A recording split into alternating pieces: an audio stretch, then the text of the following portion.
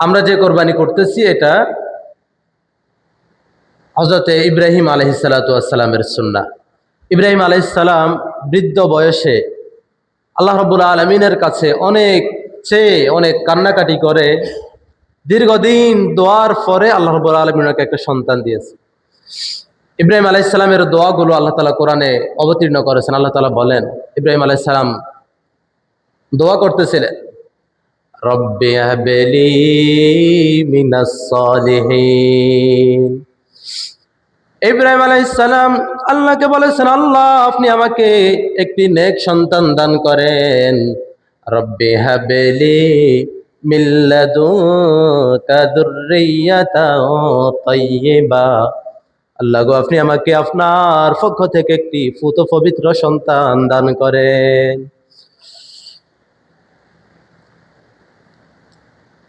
হযরতে ইব্রাহিম আলাইহিস সালাম যখন আল্লাহ তাআলার কাছে দোয়া করতেছিলেন, আল্লাহ তাআলা তখন ওনাকে একটি সন্তানের সুসংবাদ দিলেন। আল্লাহ বলেন সূরাতুস সাফফাতের 101 নম্বর আয়াতের মধ্যে আল্লাহ বলেন, ফাবাশশারনাহু বিগুলামিন হালিম।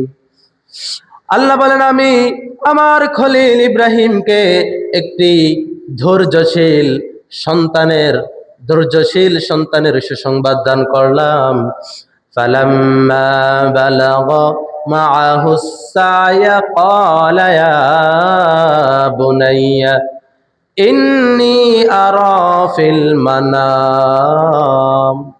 আল্লাহ রাব্বুল আলামিন ইব্রাহিম আলাইহিস সালামকে বৃদ্ধ বয়সে যে সন্তান দান করেছেন, ওই সন্তানটা যখন পরিণত বয়সে এসে পৌঁছলো, প্রাপ্তবয়স্ক হলো, ওই সময়টা আল্লাহ রাব্বুল আলামিন ইব্রাহিম আলাইহিস সালামকে পরীক্ষা করার জন্য রাব্বুল আলামিন ইব্রাহিম আলাইহিস সালামকে বললেন, তোমার প্রিয় জিনিসটাকে কোরবানি করো। স্বপ্নে দেখালেন।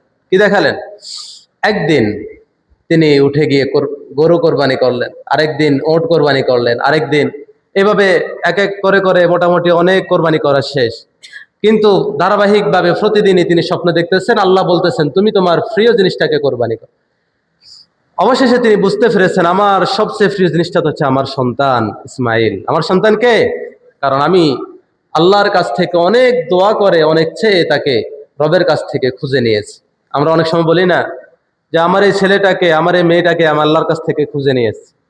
আসলে সন্তান তো সবাই আল্লাহ দিয়ে, সবগুলোকে আল্লাহ দিয়েছে, কিন্তু যে সন্তানের বিষয়ে আমাদের একটু বেশি আগ্রহ, একটু বেশি চাওয়া ছিল, ওই সন্তানটা যখন কোনো বিপদে পড়ে তখন আমাদের ব্যথা কিন্তু একটু বেশিই লাগে, ঠিক না? আল্লাহ রাব্বুল আলামিন ইব্রাহিম আলাইহিস সালামকে বলেছেন, তুমি তোমার একেবারে প্রিয় জিনিসটাকে কোরবানি করো। ইব্রাহিম আলাইহিস সালাম যখন বিষয়টি বুঝতে পেরেছেন, তখন সন্তানকে গিয়ে বলেছেন, ইব্রাহিম আলাইহিস সালাম বলেন, ক্বালা ইয়া বুনাইয়া ইন্নী আরা ফিল মানাম। ইয়া বুনাইয়া, ও আমার প্রিয় সন্তান, ইন্নী আরা ফিল মানামি, আমি ঘুমের মধ্যে স্বপ্ন দেখেছি, আন্নী আযবাহুকা, আমি তোমাকে জবে করতেছি। আমি তোমাকে কি করতেছি? আমি স্বপ্নে দেখেছি তোমাকে জবে করতেছি। রব আমাকে নির্দেশ দিয়েছেন, ফানজুর মাযা তারা। ও সন্তান, ভেবে দেখো তুমি এখন কি করবা। ভেবে দেখো এখন আমি কি করব। ফানজুর মাযা তারা, আমার এখন কি করণীয়, কি করব। আল্লাহ তো আমাকে স্বপ্নে দেখিয়েছেন তোমাকে কোরবানি করার জন্য।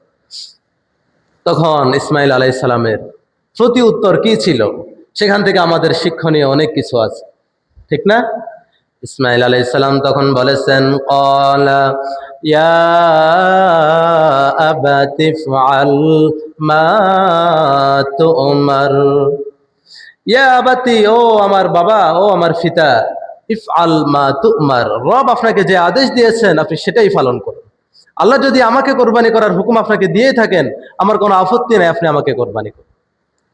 সাতাজিদুনি ইনশাআল্লাহু মিনাস সাবিরিন, অচিরেই আপনি আমাকে ধৈর্যশীলদের অন্তর্ভুক্ত পাবেন। অচিরেই কি আপনি আমাকে ধৈর্যশীলদের অন্তর্ভুক্ত পাবেন। এরপর আল্লাহ রাব্বুল আলামিন বলেন সূরাতুস সাফফাতের 103 নম্বর আয়াতে আল্লাহ বলেন, ফালাম্মা আসলামা ওয়া তাল্লাহু লিল জাবিন।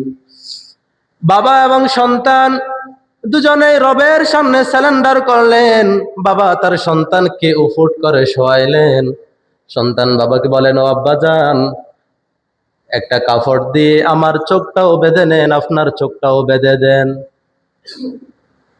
কারণ আপনি যখন আমাকে কোরবানি করবেন, আমার রক্তের ফিনকি যদি আপনার চোখে পড়ে, হয়তোবা আপনি কোরবানি নাও করতে পারেন, হয়তোবা আপনার বুকের রক্তক্ষরণটা একটু বেড়ে যেতে পারে, আল্লাহর আদেশ পালন করতে হয়তো একটু বিলম্ব হয়ে যেতে পারে।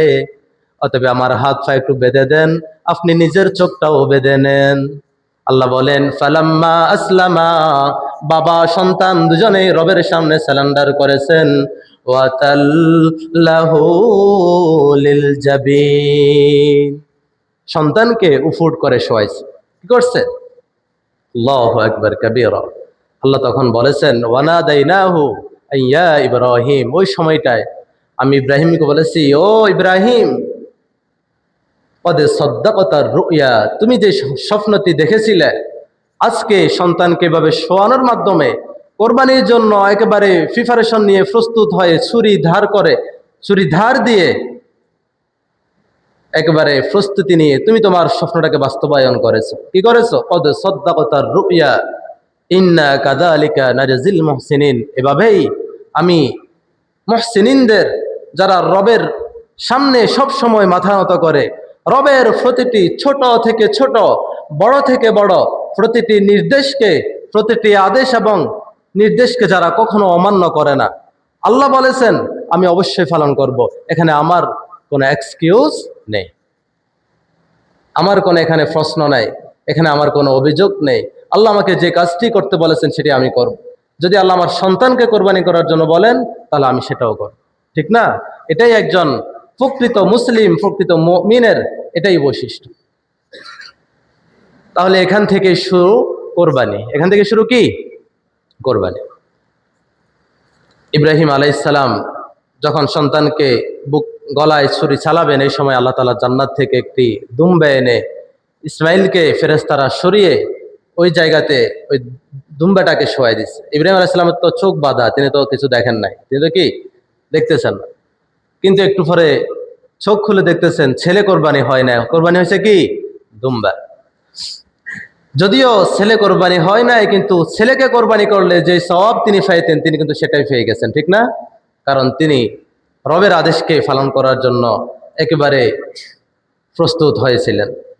তাহলে এখান থেকে আমাদের কোরবানি শুরু।